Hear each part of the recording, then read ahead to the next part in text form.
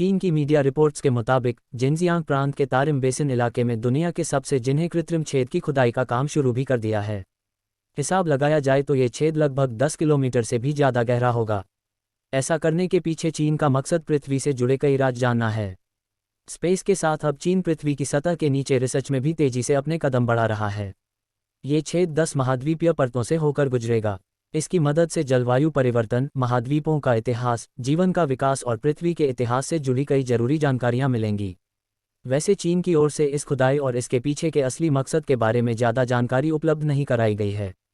छेद करने के पीछे चीन का मकसद। ऑपरेशन में काम करने वाले एक टेक्निकल एक्सपर्ट वांग चुनशेंग ने मीडिया से बातचीत में बताया था कि 10,000 मीटर से भी ज़्यादा गहरा छेद करना एक बड़ा और चुनौती भरा कदम है। इससे पृथ्वी के अनजाने राज सामने आएंगे और इंसान धरती को और अच्छे से समझ पाएगा। इस ऑपरेशन से हजारों साल पहली भूकंप, ज्वालामुखी, जलवायु परिवर्तन जैसी पुरानी घटनाओं और उनके इतिहास को और भी बेहतर ढंग से समझने में मदद मिलेगी। इससे पहले रूस भी ऐसी ही कोशिश 1970 से 1992 के बीच कर चुका है।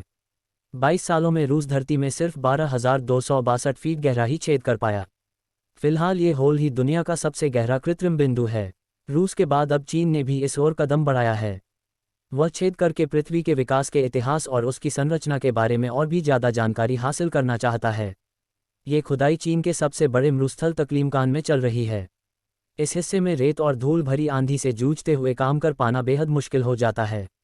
ऐसे में इस खुदाई को अंजाम देना वाकई चीन के लिए काफ़ी चुनौती भरा काम होगा। अब बस ये देखने वाली बात है कि चीन इस खुदाई को कितनी गहराई तक चालू रख पाएगा।